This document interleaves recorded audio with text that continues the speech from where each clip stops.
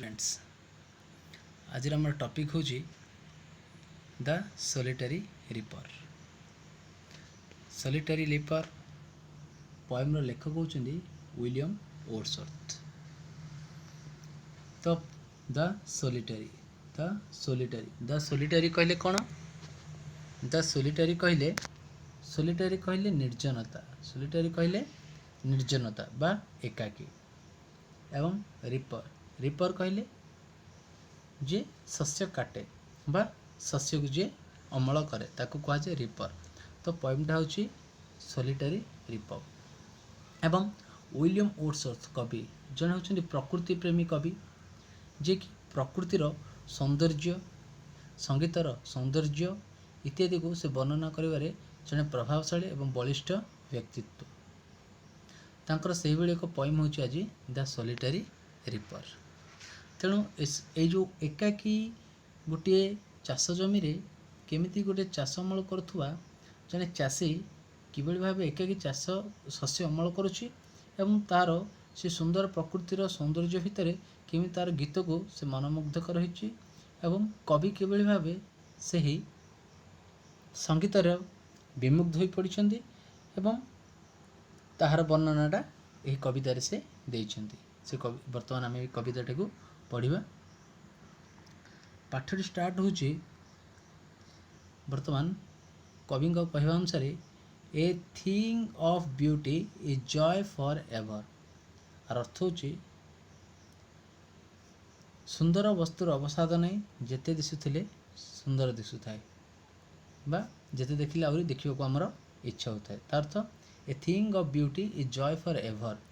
तेणु सुंदर वस्तु सबुदिन अर्थात चिरंतन समय पर्यंत कौन थाए मन को आंदोलित करिथाए बा मन को आनंद प्रदान करिथाए। The scenic view of a picturesque site pleases our eyes. अर्थ द सीनिक व्यू अर्थ सौंदर्यर दृश्य बा प्रकृतिर सुंदरता। अ पिक्चरस्क्यू साइट आमर से सुंदर को देखिबार दृष्टिकोण बा से प्रकृतिर जो सौंदर्य ताको आमे जेते थर देखिबा ता कौन करे प्लीजेस आवर आईज आमर आखि को आनंदित करिथाए बा आम आखि रे ताहा लाखि रही थाए। सेपरी प्रकृतिर म्यूजिक कहले the haunting of melody of a cuckoo माने कोइली। हाउंटिंग मीन्स गाइबा गीत गाइबा बा चांट करिबा गाइबा। जिते कोइली तार सुमधुर स्वर रे गीत गाए ता कौन करे सुथेस आवर सोल। सुथेस मीन्स प्लीजेस बा आनंद दिए आम आत्मा को बा आम मन को कौन करे बहुत आनंद बहुत मुग्ध करे एवं बहुत शांत करे। से पर देखिए ए soulful tone of singer amuses our hearts। A soulful tone माने कौन संगीत म्यूजिक सोलफुल तो मनमुग्धकर संगीत जितेबाला गोटे संगीतर गोटे सिंगर अर्थात गोटे संगीतज्ञ जितेबाला गोटे मनमुग्धकर संगीतटी गाए एम्यूजेस गुणुगुण हुए बा गाए सॉरी ए सोलफुल टोन जितेबाला मनमुग्धकर कौन सी गीत ऑफ ए सिंगर गोटे गायकर आम कौन करे शुणुचे तो आम हृदय कौन हुए एम्यूजेस बारंबार आंदोलित करे आम हृदय को। The moment we take leave of this sight और साउंड। द मोमेंट जो मुहूर्त रे we take leave of this sight of sound they occur to us recurringly in a flashback. अर्थात we take leave of this sight of sound जितेबाला आम शब्द बा ए मनमुग्धकर दृश्य बा प्रकृतिर सौंदर्य किंबा शब्द मनमुग्धकर गायकर संगीत किंबा प्रकृतिर सौंदर्यपूर्ण प्राकृतिक दृश्य ठार जितेबाला आम अलग होता पृथक होता से कौन हुए ना दे अक्योर टू रिकरिंगली दे अक्योर से मैंने बारंबार अक्योर संगठित होता टू रिकरिंगली माने रिपीटेडली पुनरावृत्ति होता है इन ए फ्लैशबैक आम मन भितर से गुड़ाकर छवि बारंबार आंदोलित होता है। We can hardly part of them। We can hardly part with them। तो जीवन में जितेबाला आम कौन सुंदर संगीत कि दृश्य को देखू से गुड़ाक आम मन भर रही जाती एवं आम बहुत कष्ट से गुड़ी ठारू विच्छेद होता नचेत सारा जीवन से गुड़िक आम स्मृति पटल भितर से भाई साहित्य रही था। The voice and the vision have a long lasting effect on us. तेणुक सब गोटे सुंदर संगीत एवं गोटे सुंदर दृश्य गोटे सुंदर स्वर एवं गोटे सुंदर दृश्य कौन हुए ना have a long lasting effect सब आम उपरे तार लॉन्ग लास्टिंग अर्थ एवर लास्टिंग सब तार प्रभाव आम उपर पड़ी थाए। They continue to be a perennial memory with us. Perennial कहले परमानेंट तो कौन हुए they continue to be a perennial memory एवं एगुड़िक सब परमानेंटली स्थायी भाव में आमर मन भितर आम सहित विथ अस आम सहित रही थाए। दे नेभर किज टू बी एगुड़िक केवल किज हेबा अर्थात ह्रास हेबा कमिबा एगुड़िक केवल आम ठारू पृथक हुंती नहीं अर्थ कमती नहीं। सेमती लेखक बा कवि कही आमर पचार have you ever experience her charming beauty and music. पिला माने तुम निश्चित भाव तुम जीवन में कौन स्थान गोटे सौंदर्य भरा प्राकृतिक स्थान को पिकनिक जाइथिबो किबा कौन संगीतर सुंदर संगीत भी शुणिथिबो तो सेठी कवि पचार have you ever experience such a charming beauty and music. तो तुम जीवन में केबे भी तुम यही प्रकार मनलोभा सुंदरता एवं म्यूजिक उपभोग करिछ कि तो यू मस्ट हैव निश्चित भाव यहीपरि किए ना जी कि जीवन में यहीपरि प्राकृतिक दृश्य कि सुंदर संगीत शुणी न। ठीक अच्छे well let's read the following poem. चलो ये पोएम टाक पढ़ा to note how the music of a Scottish girl exercised and everlasting impact on the mind of the poet William Wordsworth. चलो Scottish girl Scottish means Scotland रो आदिवासी को Scottish बोली कहा जाए तो स्कॉटलैंड रो गर्ल स्कॉटिश गोटे झील केमिति एक्सरसाइज्ड एंड एवरलास्टिंग इंपैक्ट केमिति everlasting impact on mind of poet William Wordsworth कवि विलियम वर्ड्सवर्थ को मनरे केमिति तार छाप अर्थात प्रभाव पकई इंपैक्ट पकई से झीटीर कार्यकलाप से झीटीर कार्यकलाप केमि लेखक मन उपर तार प्रभाव पड़ी से विषय यही पोएम आम पढ़ा। तो चलो पोएम आम आरंभ करवा ध्यान दे शुणा। Behold, she single in the field. Behold, behold means see अर्थात सी वर्ड रु behold आसी तो सी अर्थ देखा her single in the field एठारे behold मान सी देखिकी हेयर हेयर मान एठारे ताकू बा ताहाकू हेयर अर्थ जेहेतु स्त्रीलिंग वाचक गोटे प्रोनाउन ऑब्जेक्टिव से सी रु हेयर आसी तो एस एच ई सी रु हेयर आसी एस एच ई सी रु हेयर आसी तो behold हेयर अर्थात हेयर अर्थ जेहेतु स्त्रीवाचक तेणु ये झीटी को behold अर्थ सी झीटी को देखी सिंगल एकाकी इन द फील्ड अर्थ चाष क्षेत्र में बा चाष जमी एकाकी झीटी को देखी कहते योन सोलिटारी हाईलैंडलेस योन सोलिटारी हाईलैंडलेस अर्थ कौन योन कहले किछि दूर रे ओभर देयर योन कहले कौन ओभर देयर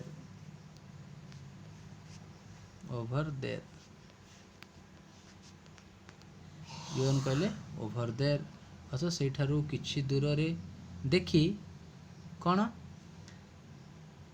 कौन देखी ना सोलिटारी हाईलैंडलेस सोलिटारी कहले एकाकी बा निर्जन था हाईलैंडलेस हाईलैंड कहले कौन उच्च भूमि तो हाईलैंडलेस कहले उच्च भूमि तो उच्च भूमि कहले पार्वत्य उपत्यका बा भैली स्कॉटलैंड रो पार्वत्य उपत्यका बा उच्च भूमि रे सोलिटारी एकाकी निर्जन स्थान रे थिबा सेठार थिबा गोटे झीटी जेतले चाष जमी काम करछि ताहाकू कवि देखिकी सेठारे कि समय स्थिर हो जाइछन्ति हम झीटी कौन करुला ना रिपिंग एंड सिंगिंग बाय हेडसेल्फ से कौन करुला रिपिंग मीन्स शस्य काटिबा शस्य बांधिबा इत्यादि कार्य गुड़ाक एंड सिंगिंग बाय हेडसेल्फ एवं से शस्य इत्यादि कार्य करुला शस्य उत्पादन शस्य काटुला शस्य गुड़ाक अमल करुला बांधुला शस्य गुड़ाक एंड सिंगिंग गीत गाउला बाय हेडसेल्फ से निजे निजे तो लेखक जिते बड़े गोटे उच्च पार्वत्य भूमि अंचल भ्रमण करुले एकाकी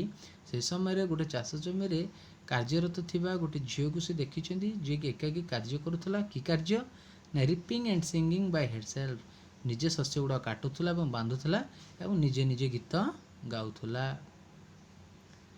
stop here or gently pass, stop here or gently pass. ଏବଂ ଲେଖକ ଏଇ ଜାଗାରେ ରହିଗଲେ ଏବଂ ଧୀରେ ଧୀରେ ଭାବରେ ସେ ଗୀତ ଗୁଡ଼ାକୁ ଶୁଣି ଶୁଣି ସେ ଦୃଶ୍ୟକୁ ଦେଖି ସେ ଧୀରେ ସ୍ଥିର ଭାବରେ କ'ଣ କଲେ, ସେ ସ୍ଥାନରେ ଗତି କରିବାକୁ ଲାଗିଲେ। ତେଣୁ ଏହି ପ୍ରଥମ ଷ୍ଟାଞ୍ଜା ବା ପ୍ରଥମ ପଂକ୍ତିରେ ଆମେ କ'ଣ ଦେଖିଲେ ନା ଲେଖକ ଗୋଟେ ଉଚ୍ଚ ଭୂମିରେ ଗତି କରି ଗଲାବେଳେ ଦେଖିଲେ ଗୋଟେ ଏକାକୀ ଝିଅଟେ କେମିତି ଶସ୍ୟକୁ କାଟୁଛି ଏବଂ ସେ ଶସ୍ୟକୁ କାଟିଲା ବେଳେ ସେ ମନେ ମନେ ଗୀତ ବି ଗାଉଛି ଏବଂ ତାହାର ଏହି ସୁମଧୁର କଣ୍ଠରୁ ବାହାରୁଥିବା ଗୀତର ମନମୁଗ୍ଧକର ଗୀତକୁ ଶୁଣି କବି ସେଠାରେ କ'ଣ ତାଙ୍କର ଗତିପଥକୁ ଧୀର କରି ସେଠାରେ ଧୀରେ ଧୀରେ ଭାବେ ଆଗକୁ ଅତିକ୍ରମ କରିବାକୁ ଲାଗିଲେ। ଆଶା କରୁଛି ଏଇଟା ବୁଝିଥିବ। ପୁଣି ଦେଖିବା ନେକ୍ସଟ ପଂକ୍ତି ଆସିଲା। ଏଲୋନ୍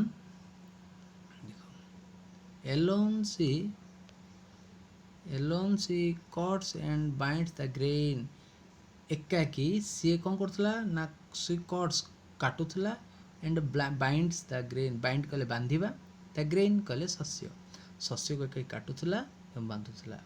ତା ସହିତ ଆଣ୍ଡ ସିଙ୍ଗସ୍ ଏ ମେଲାନକୋଲି ଷ୍ଟ୍ରେନ୍,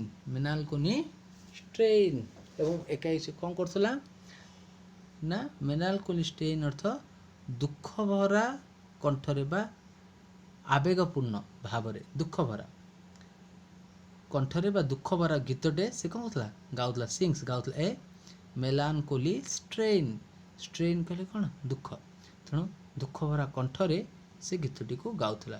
ସେ ଏକାକି ଶସ୍ୟ କାଟୁଥିଲା, ଏକାକି ଶସ୍ୟ ବାନ୍ଧୁଥିଲା ଏବଂ ଦୁଃଖ ଭରା କଣ୍ଠରେ ଗୀତଟି ଗାଉଥିଲା।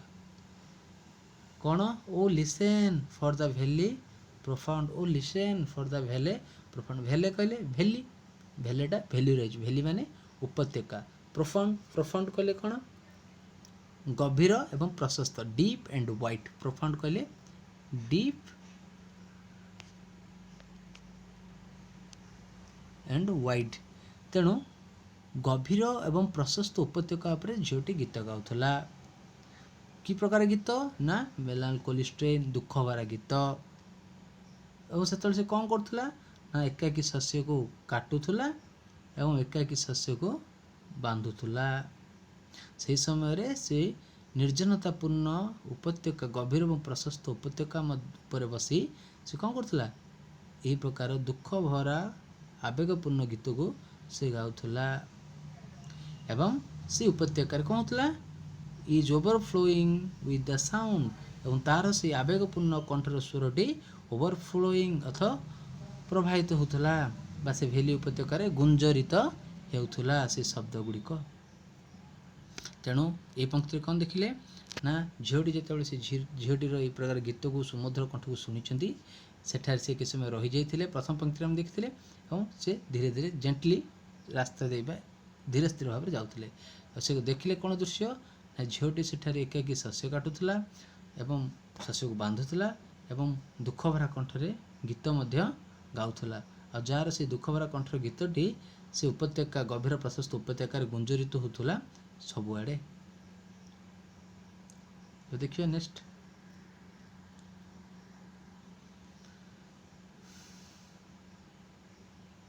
No nightingale did ever chaunt ବା ହାଉଣ୍ଟରୁ ଆସିଛି। ଚାଉଣ୍ଟ ମିନ୍ସ ହାଉଣ୍ଟ, ହାଉଣ୍ଟ ମାନେ କ'ଣ ପିଲେ, ହାଉଣ୍ଟ ମାନେ ଚାଣ୍ଟ ବା ସିଙ୍ଗ, ଗାଇବା ବା ତମର ଗୁଣଗୁଣ ହେବା, ଗୀତ ଗାଇବା।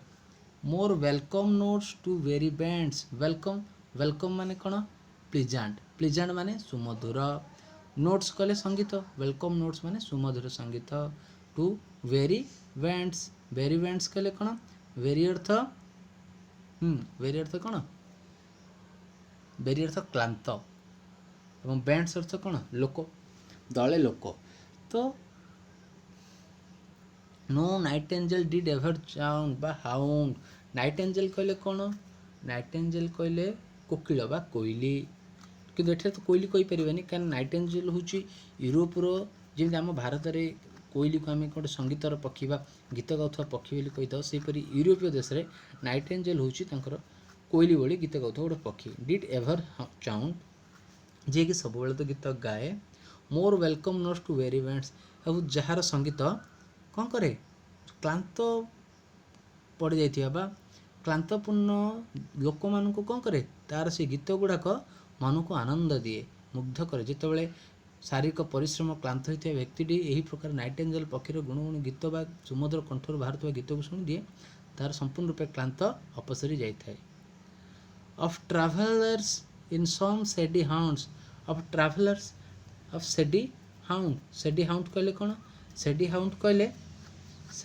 कौन मरुद्यान shady hound कहले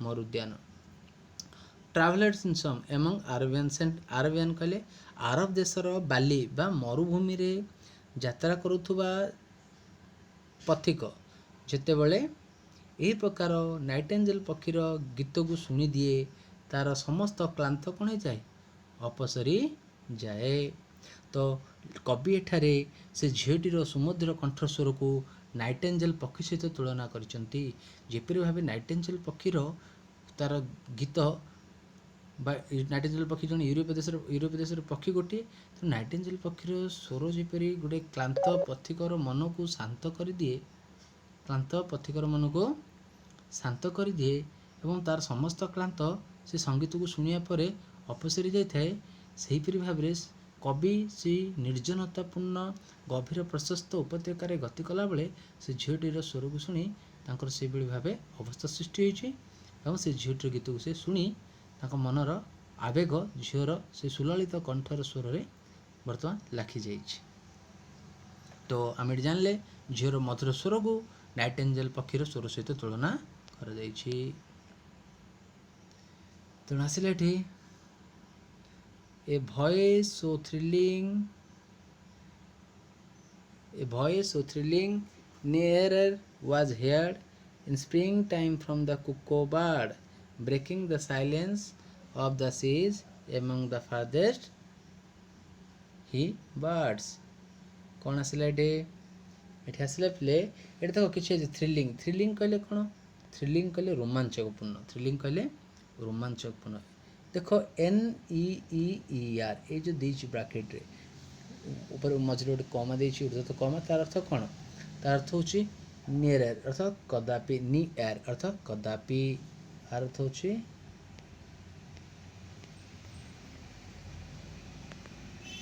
कदापि was heard a voice so thrilling was heard in springtime from the cuckoo bird breaking the silence of the seas among the farthest he birds कहले कौन he birds कहले farthest कहले दूर थिबा he birds कहले उत्तर पश्चिम थिबा द्वीपपुंज गुड़ाक he birds कहले उत्तर पश्चिम थिबा द्वीपपुंज गुड़ा कोड उत्तर पश्चिम थिबा द्वीपपुंज गुड़ाक जेहेतु कवि होउछन्ती स्कॉटलैंड उत्तर पश्चिम थिबा द्वीपपुंज गुड़ाक अथवा स्कॉटलैंड दूर थिबा उत्तर पश्चिम दिगरे थिबा द्वीपपुंज गुड़ाक एवं कहले मध्यरे ब्रेकिंग कहले भांगिबा साइलेंस कहले नीरवता सीज कहले समुद्र तो गोटे वर्ड को आम प्रथम बुझा तापर एटा बुझा a voice so thrilling nearer was heard जेतेबेले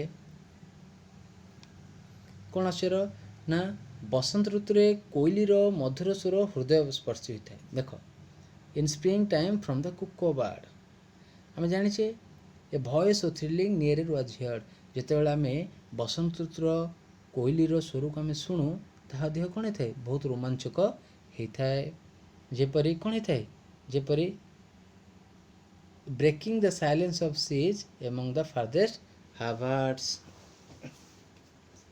एवं से breaking the silence of the seas एठी देख ध्यान दियो गोटे वॉइस जहाँकि कौन करे ना कोइलीर स्वर जेपरी स्प्रिंग टाइम अर्थात बसंत ऋतु गोटे बा समस्त मन को जपरी रोमांचिक करे रोमांचित करे ता स्वर कान पड़े जपरी आमको मन मुग्ध करे लगे breaking the silence of seas among the farthest ही बर्ड्स हिब्रिड्स अर्थ द्वीपपुंज उत्तर पश्चिम स्कॉटलैंड द्वीपपुंज गुड़ाक कौन होती breaking the silence of seas सेपरी कौन हुए नीरवता बा से समुद्र थिबा ये जो दीपपुंज गुड़ाक से कौन कर नीरवता भांगती केतेबेले जितेबाला से झीर गीत गुड़ाक से उपत्यकार गुंजरी उठे अथ एठारे नाइट एंजल पक्षी एवं स्प्रिंग रे गीत गाउथुबा कोइली को से झीटर स्वर सहित तुलना करा एवं जेपरि भाव में स्प्रिंग ऋतु रे बसंत ऋतु रे झीटी कोइलीर स्वर प्रति व्यक्ति प्रति मानव जाति जिते भी कौन मानव से कुकिलर कंठ को शुणे ता मन रोमांचित हो उठे एवं यूरोप देश नाइट एंजल पक्षी जो गीत गाए रास्ते जाऊा पथिक बा आरबियन डेजर्ट जाऊा पथिक कान पड़े तार समस्त क्लांत अपसरी जाए सेहीपरि यही दूर समुद्र मध्य थिबा द्वीपपुंज गुड़ाकर निर्जनता बा एकाकीपण ये झीटीर गीत द्वारा कौन हुए यह समाप्त होता है।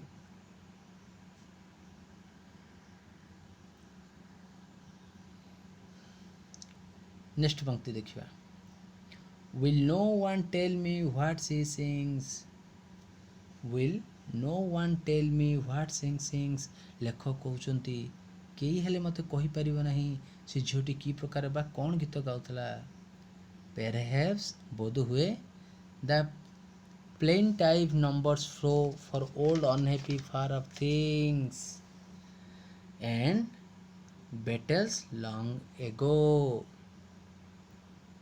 कवि एठारे कौन अच्छी ना झीटी क्यों प्रकार गीत गाउतला से तो प्रथम बुझीपार ना एवं से कौन कर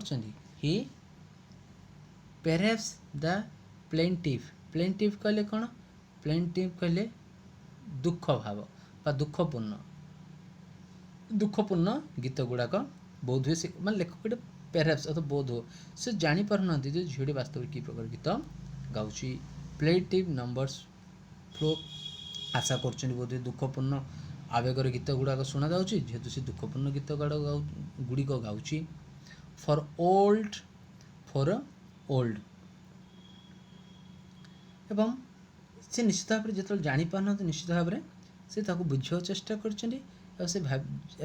किसी मात्रा जानी ओल्ड अथवा पुराणा अनहैप्पी दुखपूर्ण बा करुणदायक फार ऑफ थिंग्स अर्थात दूर से घटी बहुत दिन तले संगठित होता कौन सी कौन बैटेल अथवा युद्ध अथवा निकट अतीत बहुत दिन तले होता कौन सी युद्ध करुण दृश्य जहाद्वारा एक मानव जाति कौन होता विध्वंस होता जहाँ मानव जातिर अनेक क्षति हो कि तार निजर आपणार बोली कहीं जड़े निश्चित भाव से मृत्युवरण कर समाजर रूप को समाजर दुखपूर्ण भाव को झूठी निज संगीत माध्यम से उपत्यकार गुंजरण करुच्ची गाँची ताहा कवि झीटीर दुखपूर्ण कंठर बाहर से गीत को शुणी अनुमान करिसेंती। तो ये पंक्ति रे लेखक झीटी कौन गीत गाँची से संपर्क में से स्थिर कर पारिना किंतु यह से जापर जेहेतु दुखपूर्ण कंठरे से गीतटी गाँचे निश्चित भाव दुखदायक बा दुख झीटी मन अनेक दुख अच्छी दुख हुए तो अनेक पुराणा एवं अनेक जहाँकि तार आनंदपूर्ण नुहे जहाँकि निकट अतीत बहुत दिन पूर्व घटी जाइए अनेक युद्ध इत्यादिर करुण दृश्य को से करुण भाव को से झीटी निज गीत मध्यम गायकी से समय से शस्य को अमल करछि एवं काटुछि।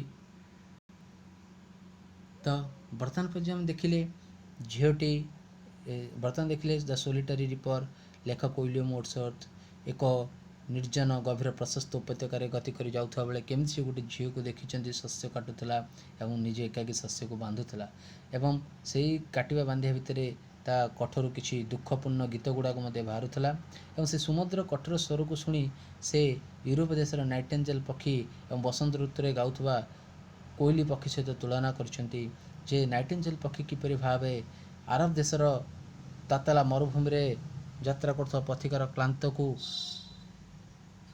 अपसरी नहीं था केमी जितेबले से पथिक जनक नाइट एंजल पक्षी गीत को शुणती मनर समस्त क्लांत दूर होता है एवं जो बसंत ऋतुर कोइलीर स्वर गुंजन होगा मात्रे समस्त मन एक रोमांचक सृष्टि होता है सेहीपरि से झीटीर यही दुखपूर्ण करुणदायक गीत से एकाकी बा निर्जनपूर्ण उपत्यकार तार नीरवता को भांगुला एवं सेठारे एक रोमांचक भली संगीत मृण्मय परिस्थिति को सृष्टि କରୁଥିଲା। ଏବଂ ସେ ପୁଣି ଥରେ ଲେଖକ ଦ୍ୱନ୍ଦ୍ୱରେ ପଡ଼ିଛନ୍ତି ଲେଖଟିର ଗୀତକୁ ନେଇ, ଝିଅଟିର ଗୀତକୁ ନେଇ।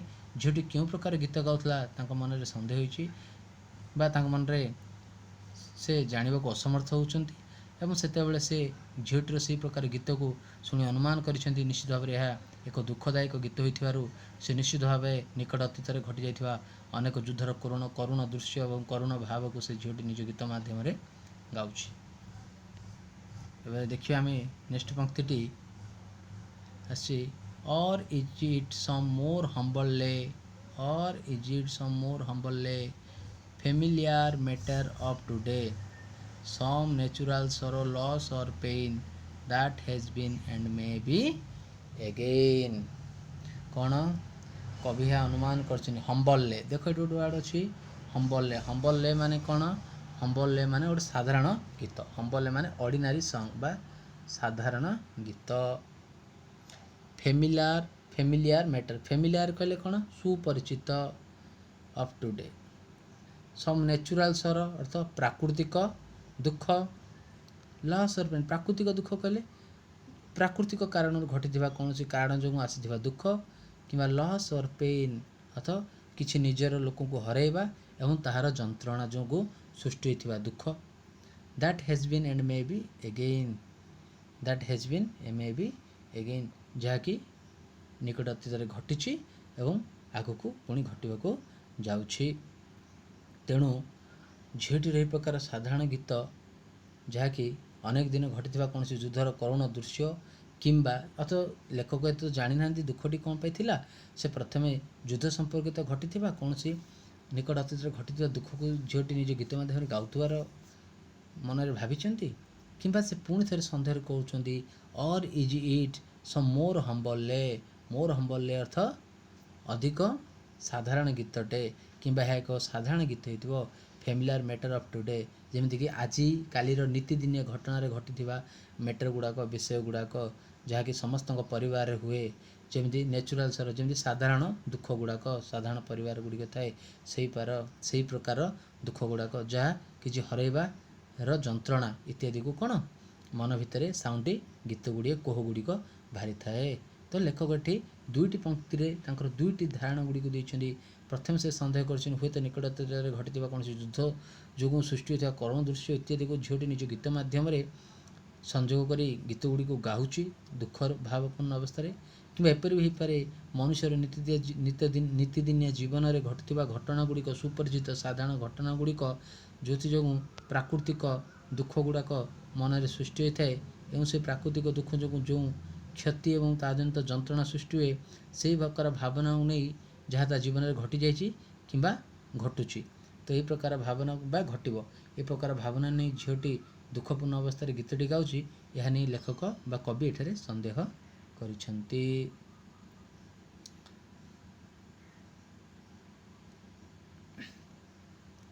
Whatever the theme, the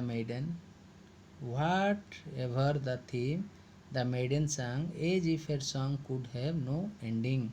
I saw her singing at her work and over the sickle bending। କ'ଣଟି କହିଲା? ଥିମ୍ କହିଲେ କ'ଣ କହିଲେ? ହ୍ୱାଟ୍ ଏଭର୍ ଦ ଥିମ୍, ଯେକୌଣସି ଥିମ୍ କହିଲେ କଥାବସ୍ତୁ, ଥିମ୍ କହିଲେ ସବଜେକ୍ଟ ବା କଥାବସ୍ତୁ। ଦ ମେଡେନ୍ କହିଲେ ସେ ଝିଅଟି ବା ବାଳିକା, ସେ ଯେଉଁ ବାଳିକାଟି ଗୀତ ଗାଉଥିଲା, ଯେକୌଣସି କଥାବସ୍ତୁକୁ ନେଇକି ସେ ଝିଅଟି ଗୀତ ଗାଉଥିଲା। As if her song could have no ending, ଯେପରି ତା ଗୀତର କୌଣସି ସମାପ୍ତି ହିଁ ନଥିଲା। I saw her singing at her work, ଲେଖକ ଝିଅଟିକୁ ତା କାମ କରୁଥିବା ଅବସ୍ଥାରେ ଗାଇବାର ଦେଖୁଥିଲେ। And over the sickle bending, sickle bending ଅର୍ଥ କ'ଣ? ସିକଲ୍ ବେଣ୍ଡିଂ ଅର୍ଥ ନୁଆଇଁ ଦେବା, ବେଣ୍ଡିଂ ଅର୍ଥ କ'ଣ? ନୁଆଇଁ ଦେବା। ସିକଲ୍ କହିଲେ ଦା, ତା ଦ୍ୱାରା ଯେପରି ଶସ୍ୟ କଟାଯାଏ, ଦା କହିଲେ ଏପରି ହେଇଥିବ, ଦେଖିଥିବ ତୁମମାନେ ସମସ୍ତେ, ଏପରି ଭାବରେ କ'ଣ କରାଯାଏ? ଶସ୍ୟ କଟାଯାଏ, ଏପରି ଦାନ୍ତ ଥିବ। ତ ଏହିପରି ଦା ଦ୍ୱାରା ଝିଅଟି କ'ଣ କରୁଥିଲା? ଶସ୍ୟ କାଟୁଥିଲା।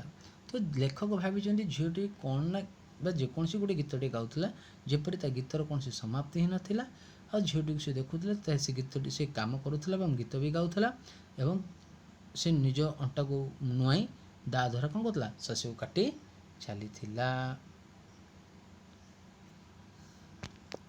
मेडेन मेडेन कहले पुणी थर कहीदे मेडेन कहले झील बा बालिका से झीलटे नेक्स्ट देखिए लास्ट पंक्ति I listened motionless and still. I listened motionless and still. I listened ମୁଁ ଶୁଣୁଥିଲି motionless and still. motionless earth motion अर्थ ଗତି କରିବା motionless अर्थ ସ୍ଥିର ହୋଇ ରହିଯିବା and still ସେଠି ସ୍ଥାଣୁ ଭାବରେ ରହିବା लेखक ସେଠାରେ ସେ ପର୍ଯ୍ୟନ୍ତ ଗୀତଟାକୁ ଶୁଣୁଥିଲେ ନିଜର ଗତିକୁ ସେ ଉପତ୍ୟକାରେ ସେ ଆଗକୁ ନ ବଢ଼ି ସେଠାରେ ସ୍ଥିର ହୋଇ ଗୀତଟିକୁ ଶୁଣୁଥିଲେ and as I mounted up the hill आउ जेपरी से पहाड़र शिख उपरकू चढ़ी चढ़ी जाऊले बा तापर से धीरे धीरे पर्वतारोहण करते the music in my heart I bore अथवा the music in my heart लेखक हृदय रे से गीतटी कौन होता आई बोर बोर अर्थ धारण करवा बा एठी प्रतिध्वनित होगा बारंबार गीतटी कौन था हृदय में प्रतिध्वनित होता जेपरी पिलाने आम कौन दिन कौन सुंदर दृश्य देखीदे कि कौन सुंदर गीतटी शुणुचे आम से दिन सारा से गीतटी को मन में गुणगुण होचे लेखक उपत्यकार सुंदर गीतटी शुणुवर मन से गीतटी बारंबार आंदोलित होता long after it was hear no more एवं से दिन ठारू ता कौन जो long after it was hear no more जदियो ताको कौन सी कारण से गीतटी को से उपत्यकार शुणी नथिले अवश्य अवश्य से गीतटी को से परवर्ती समय रे तापर से झीठारू बा से उपत्यकार गति कला से गीतटी को से झीठार शुणी नथिले तथापि से गीतटीर जो सुमधुर कंठ सुमधुर भाव करुणपूर्ण भाव इत्यादि से गीत थिला ताहा मन रे लाखी रही जाइथिला जहाको कि से केबे भी भूली पारु नथिले एवं ताहा बारंबार प्रतिध्वनित होउथला तो एथिर गोटे जिनस जो प्रथम पंक्ति आम पढ़ते the beautiful things is joy for ever तेणु सुंदर तृप्तिर अवसाद नाई जेते देखी नुआ दिशु थाई एठी लेखक ताऊ सुंदर से दृश्यटा को सुंदर से संगीतटा को शुणी पारि नांती तथापि लेखक को भाषा रे जेतेबेले कौन सुंदर वस्तु को देखी निया जाए किंबा ताकू शुणी निया जाए गीत माध्यम रे ता सब बेले तार स्वर तार भाव आवेग आम मन भीतर से भाव रही जाए ता बारंबार प्रतिध्वनित होता है जितेबाला आम ताको रिकल करवा जितेबाला आम मन पकेबा ता से भाई अवस्था मन को आंदोलित करू थाए तो लेखक यहीपरि भाव में पोएमटा को बुझी कि भाव यूरोपीय देशर स्कटलैंड यूरोपीय महादेश स्कटलैंड देशर गोटे झीटी शस्य काटुवा समय ता मनर करुण आवेग और दुखपूर्ण भाव में गीतटी को गाई लेखक गीतटी कौन सी युद्धर घटी दुर्घटना किंबा मनुष्यर साधारण जीवन में घटी दुख जंत्रणाजनित कोहरु जात होता संगीत इत्यादि को अनुमान करिसेंती तथापि गीतटीर सुमधुर संगीत मन में लाखी रही जाइए गीतटी को से बारंबार मन भर प्रतिध्वनित करुले एवं से झीटीर सुमधुर कंठ को से पाठरे कोइली एवं यूरोप देश नाइटेंजेल पक्षी सहित तुलना कर नाइटेंजेल पक्षी जेपरी भाव आरबीय मरुभूमि रे पथाक्रांत पथिकर क्लेश को क्लांत को नाइटेंजेल पक्षी स्वर अक्लांत दूर करें से प्रकार कोइलीर स्वर जेपरी भाव में बसंत ऋतुर आगमन रे ता संगीत एक मनुष्यर प्राण को रोमांचित करें सेपरी झीटीर सुललित कंठर स्वर से निर्जन उपत्यकार एक तार नीरवता को समाप्ति करुला लेखक यही प्रकार संगीत को शुणी पर्वत को आरोहण करुले एवं पर्वत को धीरे धीरे आरोहण कला समय झीटर गीत को शुणी शुणी जाऊँ से गीतटी हृदय में लाखी रही जाता एवं से दिन पर तो से झीटर गीत को ता स्वर से शुणी ना तथापि जेबे से उपत्यकार से गति करती से झीटर सुमधुर कंठर स्वर मन में आसी जाता विलियम वर्ड्सवर्थ विषय ये कवि परिचय विलियम वर्ड्सवर्थ कवि द सोलिटरी रिपर पाठर कवि 7 एप्रिल 1770 जन्म ककरमाउथ देश में लेक डिस्ट्रिक्ट इंग्लैंड तो इंग्लैंड लेक डिस्ट्रिक्ट ककरमाउथ सहर जन्म हि रिगार्डेड माने से सुपरिचित थिले ए जो व्हिस्पर ऑफ नेचर अर्थात प्रकृतिर उपासक बा पूजक हिसाब से से सुपरिचित। तेणु से तांकर कवि गुड़ी साधारणतः प्रेम एवं स्नेह nature is major theme of his poetry. तांक कवितारे से प्रेम एवं प्रकृतिर सौंदर्य को विशेष भाव स्थान देता। He wrote about ordinary man and women in the language of ordinary people. तो साधारण लोकों साधारण भाषा को नहीं से साधारण भाव में कविता गुड़िक प्रकृति एवं साधारण मानव जीवन को नहीं से कौन करते गीत गुड़ी को कविता गुड़ी को रचना करते। For him poetry is the spontaneous overflow of powerful feeling.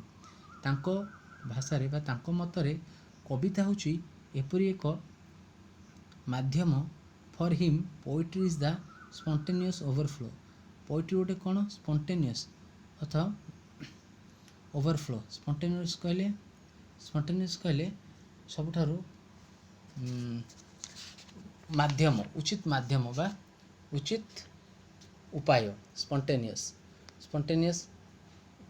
उचित माध्यम बा उचित जहाँ आम कहीपर से उचित विषय भी कहीपर बा गोटे प्रकृत माध्यम भी कहीपर।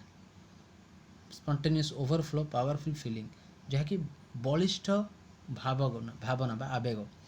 तेणु कविता द्वारा गोटे मानव जीवन गोटे साधारण जीवन एक गुरुत्वपूर्ण विषय को आम साधारण भाव में प्रतिष्ठित कर कवि भाषा रे।